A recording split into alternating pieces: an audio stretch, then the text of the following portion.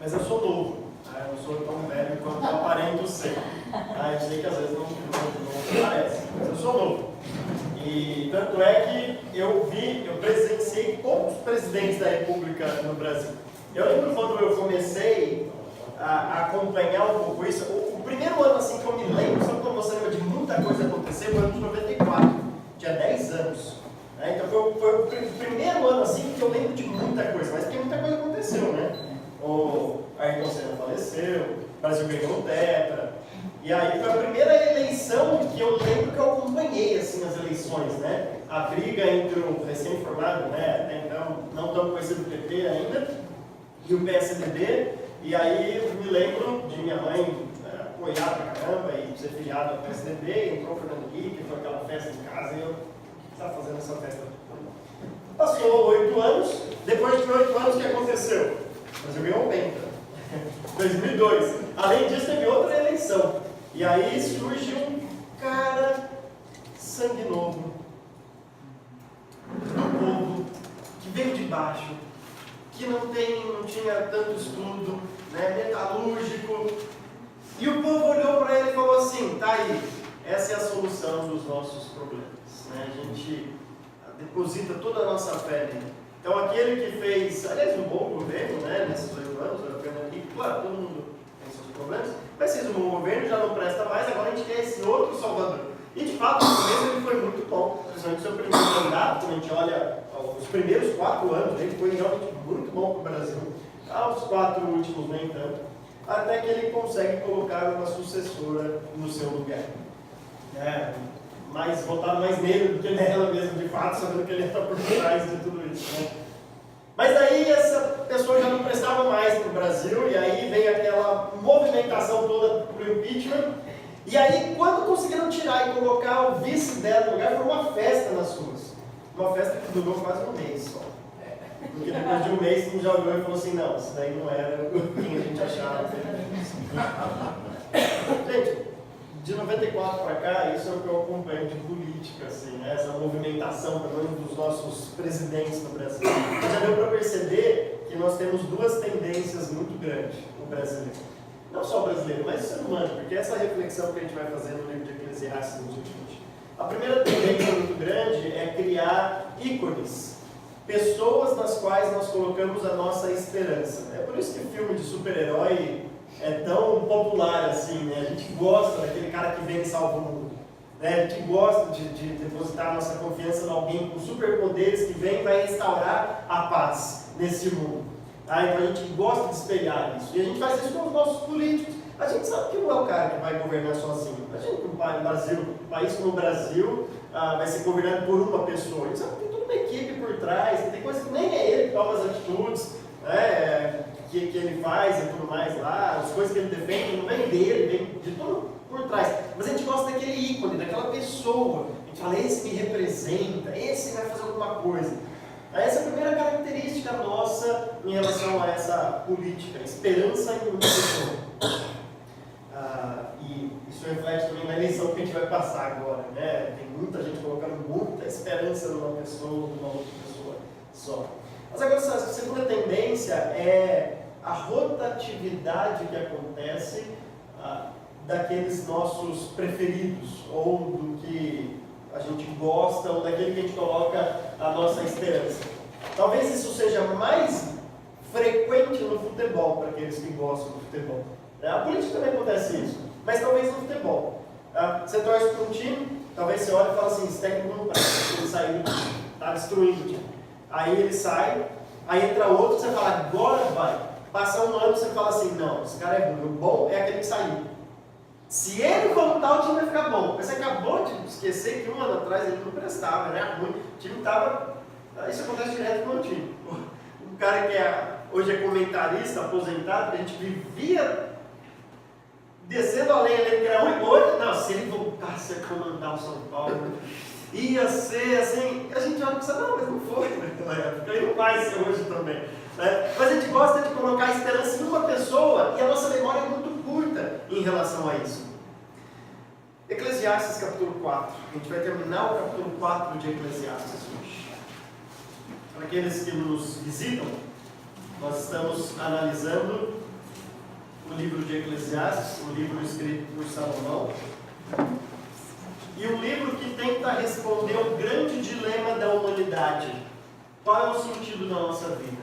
Por que a gente está aqui nesse mundo? Por que eu existo? Ou qual é a maneira que eu tenho que viver aqui nesse mundo, que eu tenho que viver nesse mundo para que a minha existência cause um sentido, faça sentido eu estar vivo aqui. E aí Salomão, olhando para a vida aqui, ele vai tanto selecionar algumas coisas que acontecem para mostrar que isso não faz sentido nenhum, porque se acontece desse jeito, então não coloque a sua esperança nisso. Ele já mostrou que no trabalho não vale a pena colocarmos as nossas esperanças, ele já mostrou a consequência disso também por diversas vezes, ele já mostrou que a vida é muito curta, é passageira, e depois vocês dão uma lida até esse capítulo 4 para entender toda a linha de raciocínio de Salomão aqui no livro de Eclesiastes. Finalizando o capítulo 4, a partir do versículo 13, Salomão agora vai pintar um quadro muito recorrente, que é um quadro que eu acabei de pintar para vocês, que acontece no nosso Brasil, acontecia naquela época também. Ele diz assim, versículo 13 até o versículo 16. Melhor é um jovem pobre e sábio do que um rei idoso e tolo, que já não aceita a repreensão. O jovem pode ter saído da prisão ou chegado ao trono, ou pode ter nascido pobre no país daquele rei. Percebi que, ainda assim, o povo que vivia debaixo do sol seguia o jovem, o sucessor do rei. O número dos que aderiram a ele era incontável. A geração seguinte, porém, não ficou satisfeita com o sucessor. Isso também não faz sentido, é correr atrás do vento. Esse é o trecho que nós vamos expor. Deus, a minha oração é que a sua palavra vai ser exposta, pregada aqui, possa, de fato, cumprir os propósitos pelo qual ela foi escrita, e especificamente aqui é mostrar que não deve o que deve ocupar o lugar daquilo que nós colocamos como propósito de vida, aquilo que dá significado para a nossa existência. Essa é a minha oração, peço para que o Espírito Santo atue no meu coração, iluminando o entendimento dessa passagem, no coração de todos aqui, para que possamos compreender aquilo que o Senhor tem a falar para nós hoje. Minha oração em nome de Jesus Cristo. Amém. Então, especificamente agora, nesse parágrafo, Salomão vai abordar uma outra área da vida que ele ainda não abordou, em que as pessoas colocam e depositam a sua esperança por um significado de existência, que é o poder, a fama, a influência que uma pessoa pode ter sobre a outra. Tem muita gente que faz disso o seu objetivo de vida. Ele tem que ir galgando os degraus da sua empresa para buscar um certo poder, uma certa influência. Haja visto que é difícil aqueles que chegam ao poder largarem o osso. Geralmente eles tentam dar algum jeitinho, burlar alguma coisa para que ele continue por cima do poder. Porque se mandarem alguém é tentador para o ser humano, e o ser humano gosta disso. Agora, Salomão vai olhar para debaixo do sol e vai falar, isso não faz sentido. Se o significado da sua vida está nisso, não é um significado concreto, e que ele já mostrou por diversas vezes. Aliás, o próximo estudo vai ser o grande centro de Eclesiastes, mostrando que o temor do Senhor é onde nós devemos depositar o significado da nossa vida. Mas ele vai mostrar, não é nisso que está. E para isso ele vai pintar esse quadro. Então ele começa mostrando que existia um rei idoso. E ele diz, o rei idoso e tolo, que já não aceita repreensão. Por que Salomão coloca um rei idoso, mas tolo? Porque era comum naquela época, e até hoje a gente espera isso, né? De que as pessoas idosas sejam sábias. Era o que se esperava naquela época e era o que a gente espera hoje. A gente espera que um idoso, conforme ele vai passando o tempo da sua vida e criando experiência, ele fique sábio. E agora dê conselho para os filhos, para os netos, ajude, formar. Mas não é sempre isso que acontece. Quando a gente olha lá, deixa eu ler 2 versículos com vocês, Levítico 19, existia até uma lei para o povo de Israel, que era praticada no Brasil até um pouco tempo, né? Mas que hoje ninguém mais respeita. Mas a lei dizia assim, Levítico 19 e 32, levantem-se na presença dos idosos, honrem os anciãos, temam o seu Deus. eu sou o Senhor. O idoso era tão respeitado, devia ser respeitado, como deve ser, que nós deveríamos ficar em pé na presença. Então isso até aos 40 anos ainda era feito aqui no Brasil, né? Geralmente o idoso chegava e era educado, você levantar na presença dele. Hoje em dia, já estou aí e já nem olha mais no rosto, não para de nem mexer no celular para cumprimentar o avô e a avó quando chega. Então a normalidade é um idoso ser sábio. Mas Salomão olha e agora tem um rei, e é interessante, ele fala que já não aceita repreensão. Parece que ele fez o caminho oposto. Ele aceitava a repreensão antes. Quando puxava a orelha dele, ele gostava, porque isso é sabedoria. Isso é sabedoria. Sabedoria é alguém chegar para você e falar, você está vendo de um jeito que não agrada a Deus, jeito errado. E você ouvir isso e mudar de vida. Isso é sabedoria. O contrário disso é o tolo, o insensato. O insensato é aquele que ouve uma repreensão e fica com o coração duro e fala assim, quem é que esse cara fala alguma coisa? Já viu um idoso assim? É tão triste quando o idoso chega assim, o idoso começa a ser ranzinza, a gagar, a atrapalhar, né? Você espera assim, ele uma fonte de sabedoria, mas você olha e fala assim, nossa, aí começa a ficar ranzinza, cheio de head, top, dando trabalho aqui, problema ali. Aí você fala assim, gente, né? Era para ser sábio. Mas aí toma o caminho inverso. Não aceita mais repreensão, começa a ficar meio, não pode falar nada para ele, que tudo ele não gosta já. Como é triste, porque é o caminho, não é o caminho natural. Tanto é que quando a gente encontra um idoso que não é assim, a gente fica até assim, olha que idoso. A gente teve exemplos assim no seminário, eu e a Aline, da casal fundador lá da Palavra da Vida, o Sr. Davi e a Dona Marianne, ele já com 90 anos, não, ela com 80 e poucos, por aí.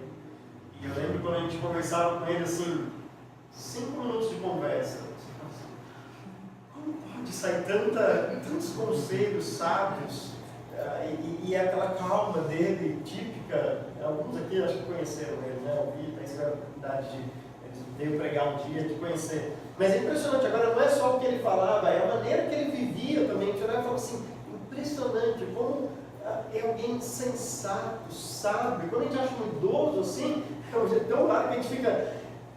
Olha só, ainda existem idosos que não pegam o caminho contrário, que fazem com que a experiência vire sabedoria. Então, esse idoso e esse tolo. Interessante essa palavra tolo aqui, ela só é usada nos livros de sabedoria na Bíblia. Especificamente Salmos, Eclesiastes, Provérbios. Em Provérbios ela é muito usada. E ela já apareceu aqui em Eclesiastes algumas vezes. Tá? Ele vai se comparar no capítulo 2. No versículo 14 do capítulo 2, o homem sábio tem olhos que enxergam, mas o tolo anda nas trevas. Ele já introduziu quem é essa pessoa tola. Então o sábio é aquele que sabe onde está pisando. Ele tem olhos, né? Literalmente ele tem olhos na cabeça, ele usa os seus olhos. Mas o insensato é aquele que anda nas trevas. O cara está dando cabeçada na vida e continua dando cabeçada na vida. E alguém vai lá e repreende, ele continua dando cabeçada na vida. O cara está andando nas trevas. Agora imagine um rei assim. Imagine um líder que está fazendo bobeira, está fazendo besteira, está conduzindo o povo para o caminho errado. E aí chega lá os conselheiros do rei, não toma essa decisão, eu sei o que eu faço. Pode deixar que eu sei o que eu faço. Qual vai ser a tendência desse povo? Olhar para um certo jovem que é pobre e sábio. Aí é interessante porque dificilmente naquela cultura, como acontece também hoje, né, alguém pobre chega ao poder. Porque por trás de toda essa politicagem você precisa ter grana. O custo da politicagem no Brasil é extremamente alta. Já visto que você tem aí empresas privadas injetando dinheiro, né? E é muito dessa corrupção que a gente está vendo hoje, é porque isso aí foi descoberto, mas não é fácil você chegar e falar assim, eu quero comandar o Brasil, pode ter uma vaguinha aí para eu. Onde eu mando meu currículo? É extremamente caro você financiar tudo isso. Naquela época as pessoas compravam a influência, né? Eu te dou um pouco de dinheiro aqui e vou fazer isso com você, e você faz a campanha para eu virar rei, depois eu vou favorecer você. É extremamente caro, é muito raro um pobre subir ao poder. Agora, talvez, quando ele coloca no versículo 14 essas duas possibilidades, não tem como, eu não sei se estava na cabeça de Salomão, não dá para a gente entrar lá e sondar, mas é difícil a gente não lembrar de dois personagens da Bíblia. Porque ele diz assim no versículo 14: esse jovem pode ter saído da prisão e ter chegado ao trono, ou pode ter nascido pobre no país daquele rei. Quem foi alguém que saiu da prisão e reinou? José. Tá certo, não foi rei mesmo do Egito, né? Ele não foi o rei do Egito, mas ele era o segundo. Assim, o faraó falou: só vai mandar em mim. O restante é com você. Você que manda aí. E ele saiu da prisão. E ele estava lá, ainda sem merecer estar lá, recebendo um castigo que ele não merecia. Né? A família dele, que fez tudo aquilo com ele, vocês conhecem a história. Talvez, pode ser, que Salomão esteja pensando nele. Esteja pensando nesse cara que, mesmo estando na prisão, ele agora é o segundo em importância no maior império, na potência mundial que é o Egito. De forma que todos os povos ao redor iam lá e ele que decidia: você vai ter comida, você não vai ter comida, você vai... É ele que decidiu o futuro da humanidade, porque só no Egito tinha comida. Pensou nisso? Só num país tinha comida naqueles 7 anos de fome. E quem decidia o futuro de um povo? Não, vocês vão ficar 7 anos sem comer, o povo vai ser exterminado. Era José. José decidiu o futuro da humanidade e saiu da prisão. Mas ele era sábio, ele agradava a Deus. Aliás, José é um caso emblemático, né? Está aqui um psicólogo entre nós. José é alguém que contraria um pouco os ensinos, porque José viveu longe da sua família, aliás, cresceu numa família totalmente problemática, que vendeu ele, os pais com preferência de filho, um gostava mais de outro, e fazia túnica para ele, causando inveja dos outros filhos, os filhos foram lá e os irmãos venderam ele para lá, e aí ele está num país sem influência nenhuma positiva, ninguém adorava o Deus dele ali no país, ele faz o certo e mandam ele para a prisão, ele tenta fazer o certo e nada dá certo. E ele continua íntegro. Ele não teve um bom exemplo na família, ele não teve um bom exemplo na sociedade onde ele viveu, ele não teve nada de bom exemplo. Mas ainda jovem, e depois isso é visto quando ele chega como governador do Egito, ele continua sendo íntegro. A vida de José nos mostra que o meio em que você vive pode te influenciar, mas não determina quem você é. A vida de José mostra que o que determina é o temor que você tem ou não de Deus. Tanto é que sem influência nenhuma, não tinha nenhuma igreja, não tinha nenhum irmão de Cristo nele lá, né? Não sei o que Cristo veio depois, mas não tinha nenhum salvo ali, nenhum eleito, ninguém com José ali. Mas ele cresce com o rei e depois que os irmãos chegam para ele e falam assim: calma, foi Deus que fez isso. Deus que fez tudo isso. Mas se não, onde José aprendeu isso? Não tinha escola dominical lá para ele participar. Ele não tinha onde ir, estava sozinho, era o único cristão no Egito. E mesmo assim, depois de tanto tempo, ele não deixa se misturar, ele continua acreditando no Deus e amor, no Deus que nós cantamos. Talvez ele tenha José em mente. E depois, quando ele diz, ou pode ter nascido pobre no país daquele rei, pode ser que ele tenha em mente o próprio pai. O primeiro rei que Israel teve foi Saul. Vocês lembram da história? Saul, um homem bonito. O texto fala que ele, diante da altura dele, todo mundo batia no ombro. Imagina você olhar na multidão, está todo mundo aqui, você tem uma cabeça sobressaindo. Tem alguém bonito. Alguém que realmente chama atenção. Porque se for feio, você não vai nada. Mas alguém bonito, alguém assim que realmente chama atenção e fala assim: é esse. O cara é alto, tem 2 metros de altura, forte, bonito, é quase capitão bélico. Esse tem que ser o nosso rei. Tá vendo? O povo é igualzinho nós. A gente gosta de não, é esse, é o ícone. Esse cara que a gente vai governar. Isso é o que o povo escolheu. Mas daí Deus fala para Samuel ir lá para uma família pobre, simples, de pastores de ovelha, que era uma profissão simples naquela época, não era a profissão da socialite, né? Era a profissão do simples. E aí Samuel, que também pensava como a gente, chega o primeiro filho ali, né, do pai de Davi, tudo, chega o primeiro filho lá e fala assim, de Jessé, e fala: acho que é esse, porque esse é bonitão, esse é alto, tal. E Deus fala: não é assim. Eu não escolho como os homens escolhem. Eu vejo além do que o homem vê. O homem só vê a aparência. Você está indo pelo exterior. Eu vou mais além, eu vou pelo interior. E aí você fala, não tenho mais nenhum filho. O cara esqueceu do filho. Eu não tenho mais nenhum filho? Bom, tenho um pastorzinho de ovelha lá. Pastoreando ovelha. Imagina o cara chega, cheirando ovelha, sujo, de ficar limpando o cocô de ovelha lá. Pastor, que acho que o pastor é aqueles bonitinhos de desenho, né? Cara, tinha que, né? Chegar no trabalho sujo mesmo, ele era pastor de ovelha, né? E aí, afastando os lobos e tal, chega tudo sujo lá, e Deus fala, é esse. E ele é o pai de Salomão. Então pode ser que Salomão tenha em mente aqui o seu próprio pai, que era um pobrezinho. Mas quando Deus quer, coloca esse pobrezinho como rei. Agora esse pobrezinho era alguém sábio, porque alguém pecou. A gente sabe a história. Já contei aqui, inclusive na série de Eclesiastes, quando ele mata Urias, porque dormiu com a esposa dele, não queria que ninguém descobrisse, coloca ele na linha de frente, mata e fala, bom, agora vai ficar tudo certo. Passa um ano, o profeta repreende ele, o que ele faz? Eu pequei. Isso é um cara sábio. O tolo faria, passou um ano já, ninguém lembra mais, eu sou o rei, posso fazer o que eu quiser, eu mato quem eu quiser, eu durmo com quem eu quiser, eu sou o rei. Esse é o idoso tolo que Salomão está pensando. O jovem, que é sábio, ele fala, eu errei, eu pequei. E aí o povo aclama agora esse novo rei. Salomão então continua dizendo no versículo 15, percebi que ainda assim o povo vivia debaixo do sol, que ainda assim o povo que vivia debaixo do sol seguia esse jovem, o sucessor do rei. O número dos que aderiram a ele era incontável. Aí você pensa, reinou a paz agora, achamos a solução do nosso problema. Mas o que acontece logo depois? O que acontece na vida de José? O texto fala, levantou-se um outro faraó que não conhecia José. A próxima geração que vem olha para isso e fala assim, por que vocês gostam tanto desse cara? Por que vocês gostam assim dele? Ele nem é tão bom assim. Tem alguém aqui que é nosso amigo que é melhor que esse cara aqui. E Salomão vai olhar para isso e vai falar assim, a geração seguinte, porém, não ficou mais satisfeita com o seu sucessor. Ele olha e fala, qual é a conclusão disso? Isso também não faz sentido. É correr atrás do tempo. Ou seja, se você vai depositar o significado da sua vida em poder, em fama, isso não faz sentido. Primeiro, você não vai agradar a todo mundo.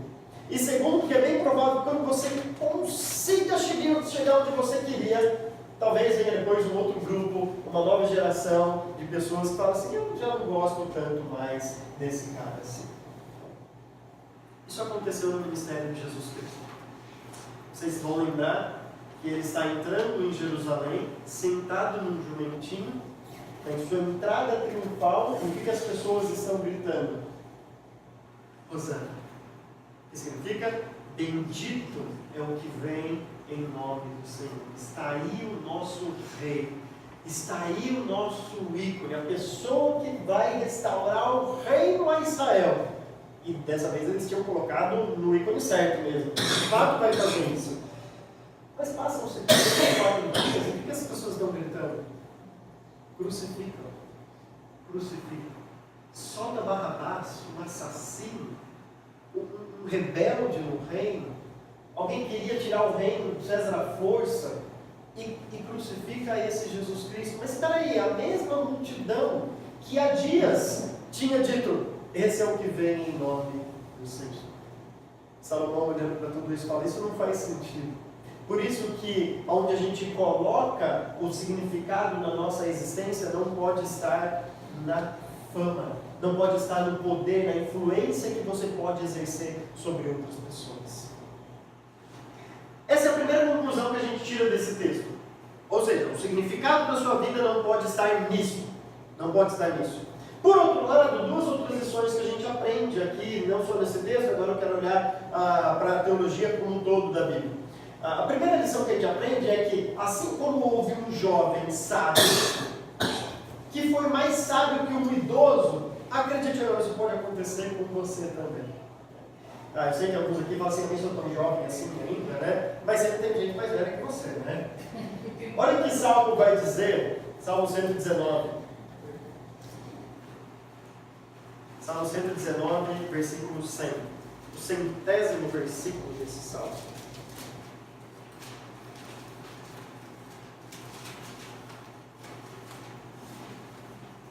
Salmo 119, versículo 100. O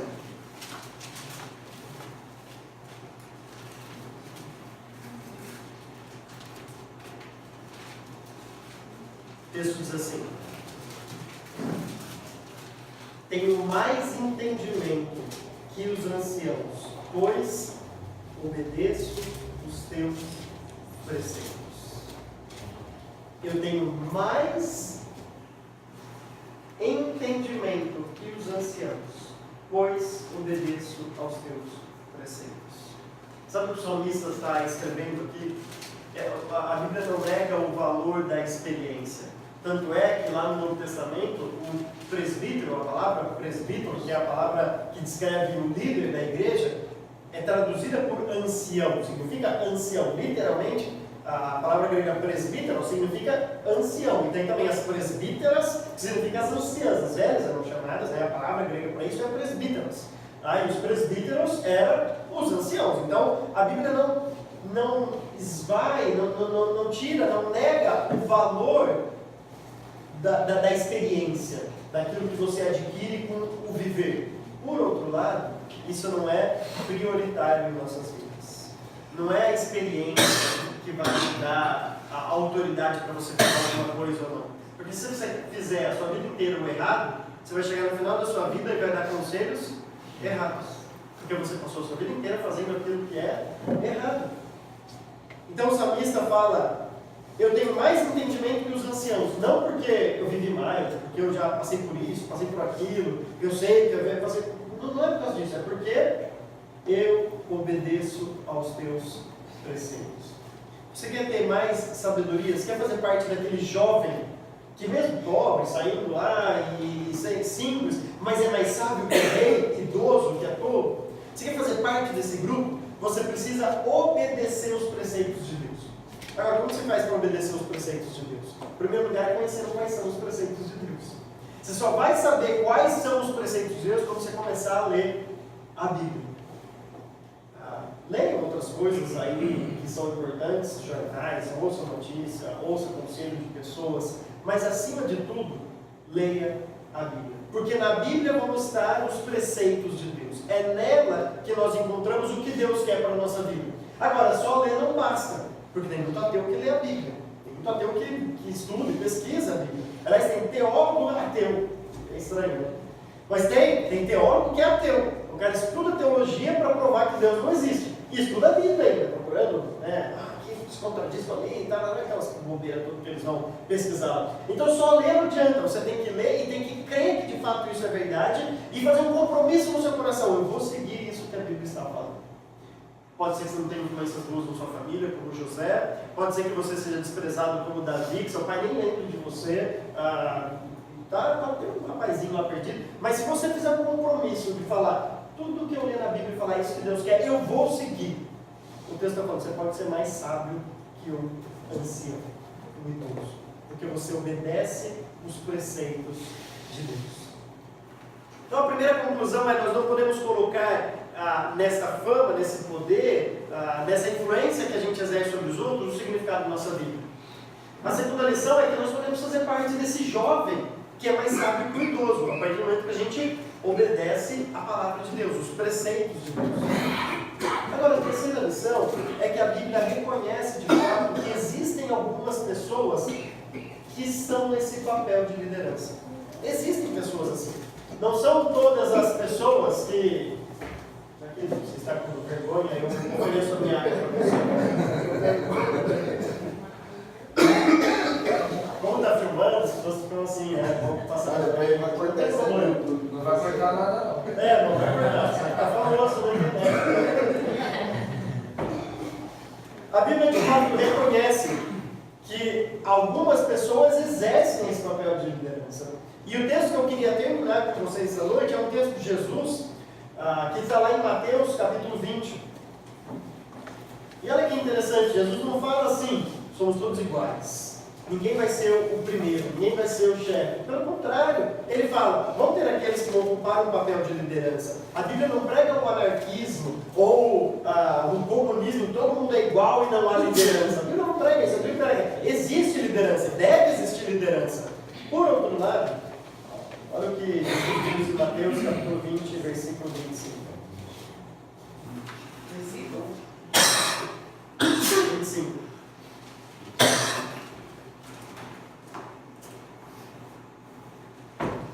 Mateus capítulo 20, versículo 25. Jesus diz assim: Jesus os chamou, seus discípulos que estavam conversando, e disse: vocês sabem que os governantes das nações, aqueles seis, né? Ele acabou de falar de Salomão, as dominam. E as pessoas importantes exercem poder sobre elas.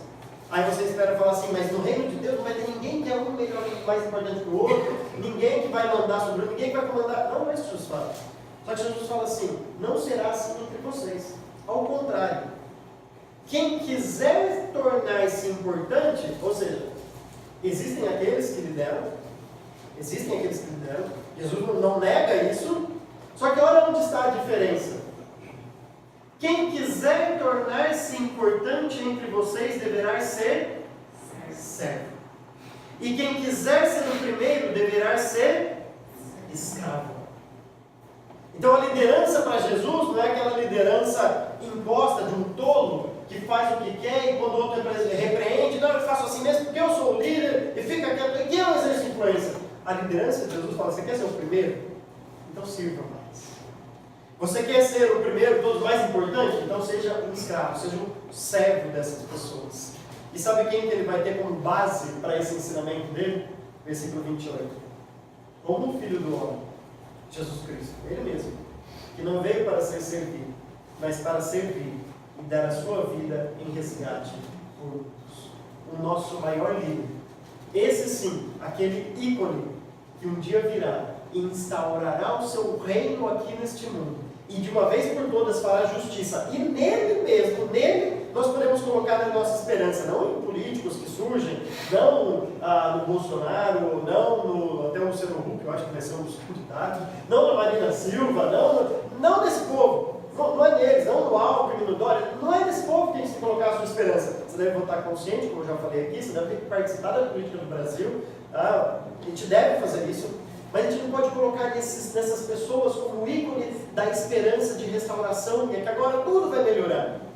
Tudo vai melhorar quando esse governador vier para restaurar a paz e instaurar o seu reino aqui.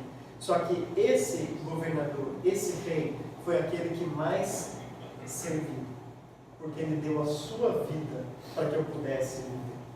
Nós estamos falando de um líder que não impôs a sua autoridade, mas comprou a sua autoridade pela morte, servindo. Ele não veio para ser servido, mas veio para servir. Então, se você ocupa aqui um papel de influência, de liderança, de poder, saiba disso. Se você ocupa esse papel, você deve servir as pessoas e não ser servido. Essas três lições que ficam no texto para a gente, terminando com a pessoa de Jesus Cristo, que é o nosso maior exemplo de um líder que serve, que dá a sua vida em prol da igreja. Que Deus os abençoe. Amém? Amém.